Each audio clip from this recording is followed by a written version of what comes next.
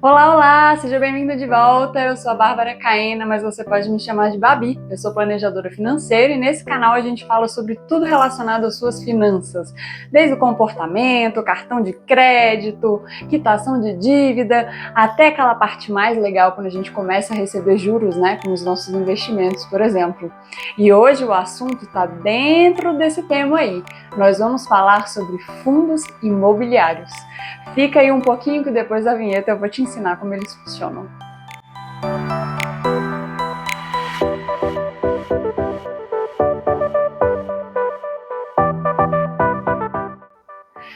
Investir em imóveis é o sonho dourado do brasileiro, né? Quem é que nunca pensou em ter uma rendinha extra vindo por meio de um aluguel? Ou sonhou em talvez fazer até um financiamento para poder pagar esse financiamento com o aluguel que vai receber de um inquilino? Quem nunca pensou nisso, né? Muitas pessoas, inclusive, projetam a sua aposentadoria em cima disso. Às vezes recebem uma parte ali pelo INSS e outra de aluguéis de imóveis que vão construindo. Tem famílias que têm o seu planejamento patrimonial inteiro em cima de imóveis. E durante muitos e muitos anos isso funcionou bem demais no Brasil, né? Vamos falar a verdade. Acaba que o imóvel ele tem uma certa proteção à inflação, né? Conforme o tempo vai passando, o valor desse imóvel vai se atualizando pela inflação e também o aluguel que o inquilino paga. É claro que a gente sabe que há tempos e tempos, né? Nem sempre a gente tem os dois andando bem coladinhos ali, mas no geral, no longo prazo, isso acontece. Então não é para demonizar quem tem imóvel físico aí.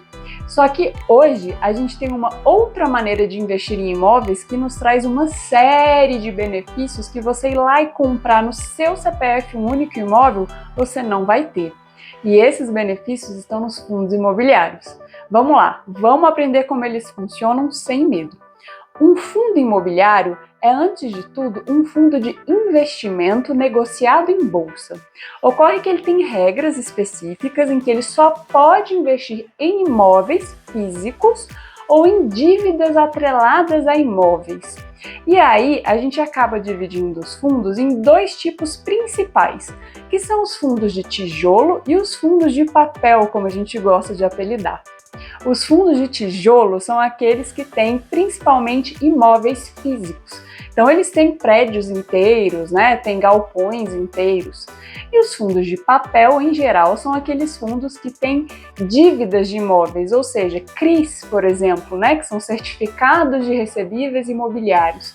Então, eles se assemelham um pouco mais à renda fixa, afinal de contas, eles estão recebendo dívidas e juros, mas são dívidas e juros específicos do mercado imobiliário. Ou seja, muitas vezes eles têm garantias que são imóveis e acaba sendo um negócio um pouquinho mais seguro, talvez, né?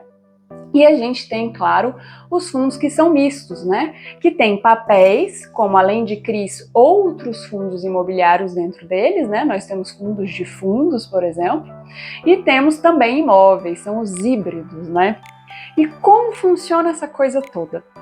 O mais legal do fundo imobiliário é que ele simula muito bem a sensação de salário na nossa conta. Por quê? Por lei, os fundos imobiliários são obrigados a distribuir 95% do seu lucro semestralmente e geralmente o fazem mês a mês. Lá para o meio do semestre ou para o comecinho do semestre, a gente costuma receber um pouquinho a mais do que nos meses normais daqueles fundos que tiveram um lucro um pouco maior e aí no fechamento do semestre são obrigados a pagar este valor a mais para os seus cotistas.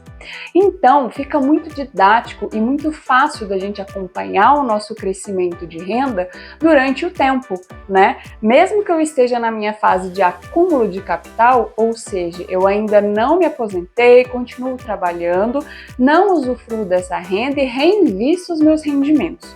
Mesmo que eu esteja nessa fase, é muito legal e muito didático a gente ver essa renda subindo ali degrauzinho a degrauzinho. A gente começa o ano, talvez com a renda dos nossos fundos ali, pagando nossa conta de luz, nossa conta de água. Chega no fim do ano, já está pagando, quem sabe, um condomínio no fim de 2 anos, 3 anos, vai depender da sua capacidade de aporte, né? Mas a gente consegue observar tempo a tempo essa renda aumentando. E aí fica muito mais fácil a gente visualizar quando que a gente vai conseguir ter uma renda que pague todo o nosso custo de vida. Então é muito didático para quem está acostumado ali com o salário pingando todo mês, é realmente muito mais fácil de se planejar e de entender. Agora, é preciso lembrar que os fundos imobiliários são negociados em bolsa de valores, então as cotas também sofrem os efeitos das oscilações de mercado. Isso não necessariamente é uma coisa ruim, afinal de contas, quando o mercado oscila para baixo, eu consigo comprar essas cotas mais barato, compro renda mais barato. É como se eu estivesse comprando um apartamento que já está alugado pela metade do preço. Percebe que o inquilino continua pagando a mesma coisa para mim, mas eu comprei aquele apartamento mais barato? É praticamente como se fosse isso. Então, quando a bolsa está embaixo, a gente tem que comemorar, porque estamos comprando renda com menos dinheiro. Ao mesmo tempo, quando a bolsa sobe, as cotações dos fundos imobiliários também sobem. E aí a gente passa a ter um dividend yield menor. Babi, o que é isso, dividend yield? É a proporção de renda que eu tenho pelo dinheiro que eu investi naquilo. Então, se eu investi R$100 e ganhei R$1, eu tive um dividend yield de 1%. Se eu investi R$200 e tive uma renda de R$1, então eu tive um dividend yield de 0,5%. E por aí vai. Então, se você decidiu investir em fundos imobiliários, lembre-se que eles sofrem essa oscilação e você precisa ter estômago para aguentar. Então, eu sugiro que comece ali com um pouquinho por mês, vai entendendo se tá legal, se o seu perfil está se adequando a isso, mas eu tenho certeza que com conhecimento você vai entender que uma baixa é uma oportunidade e não vai se desesperar. Agora que a gente já fez esse disclaimer, vamos para a parte boa, porque tem muita nos fundos imobiliários. Quais são elas? Bom, a primeira coisa, é muito mais acessível investir em imóveis via fundos imobiliários.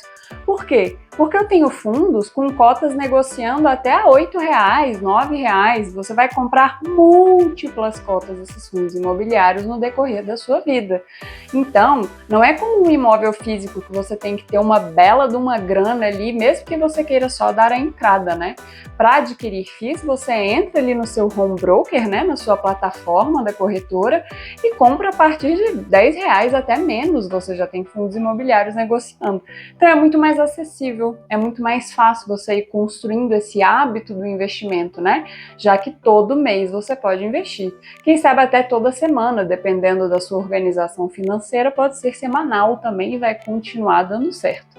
Então, acessibilidade é uma excelente característica dos FIIs. Outra coisa maravilhosa, diversificação. Quando você compra um único imóvel, você está restrito àquele imóvel. Então imagine que o seu inquilino vá embora ou fique inadimplente, por exemplo, pare de te pagar. Você simplesmente perdeu toda a sua renda naquele momento, porque você não tem diversificação, você depende só daquele imóvel. Mesmo que você tenha, 5 kitnets, continua sendo pouco. Se alguém sair, são 20% dos seus rendimentos que estão comprometidos. Fora a necessidade de manutenção aqui e ali, que acaba tirando um pouquinho do seu bolso. Dependendo da situação, o inquilino saindo, você tem que pagar ainda algumas contas, pagar o condomínio, e aí acaba comprometendo a renda até de um outro imóvel que esteja alugado. Quando você tem fundos imobiliários, cada fundo tem vários imóveis dentro dele. Os diversificados, Nós temos alguns fundos que têm um único prédio, por exemplo, mas essas são as exceções hoje em dia, A maioria dos fundos grandes tem muitos imóveis. E aí acaba que isso diversifica demais a sua renda, Porque você passa a ter vários galpões logísticos, vários shoppings, várias lajes, tudo na sua carteira. Então, quando você tem uma pequena inadimplência ali ou uma desocupação, isso não afeta tanto que você está recebendo diretamente, percebe? Além disso, você pode diversificar por setor. Quem investe no pessoa física geralmente vai investir em imóveis residenciais ou talvez uma loja comercial, Quando você tem fundos imobiliários, você consegue ser dono de shoppings, de galpões logísticos, de grandes lojas de renda urbana, como grandes supermercados, por exemplo, ou grandes lojas de varejo que ocupam aí o quarteirão inteiro. Isso é muito interessante, né? Você pode criar uma carteira, inclusive deve criar uma carteira com vários setores. Então anota aí os principais setores de fundos imobiliários. Temos os fundos de papel, que a gente falou lá no começo, que são aqueles que têm dívida, né? Ainda dentro dos fundos de papel, temos fundos de fundos, que são aqueles que têm uma carteira própria dentro deles. Funciona bem se você quiser delegar completamente a gestão ativa da sua carteira. E lá no de tijolo nós temos logística, shoppings, lajes corporativas e renda urbana. Fora os fundos imobiliários híbridos, né, que fazem uma coleção de tudo isso aí em cada fundo. Muito legal, né? Então a gente tem diversificação, a gente tem um investimento que é mais acessível, isso facilita demais a vida da pessoa física. Mas o benefício não para por aí. A gente ainda tem a isenção de impostos sobre a renda desses fundos imobiliários. Então tudo que você recebe dos fundos é isento. Você coloca lá na sua declaração de imposto de renda, dentro da aba de rendimentos isentos. Até o momento, não se paga imposto sobre isso. Paga-se apenas na venda de cota um imposto de 20% sobre o lucro, quando houver. Tendo prejuízo, você consegue declarar também e abater num lucro lá na frente. E aí, gostou dos fundos imobiliários? Já está pensando em colocar eles na sua carteira? Lembre-se sempre de diversificar, hein? Diversifique dentro da sua carteira de fundos imobiliários. Diversifique também entre fundos imobiliários e outros ativos de renda variável. Coloca também renda fixa. E se lembre, dá para investir fora do Brasil, certo? A diversificação é o que garante a nossa segurança até mesmo do nosso próprio desconhecimento, hein? Até a próxima, espero que você continue por aqui. Deixe suas dúvidas nos comentários e lembre-se que se você precisar de ajuda com o seu planejamento financeiro, eu faço atendimentos individuais. É só me mandar uma mensagem e a gente marca o seu papo inicial. Tchau, tchau!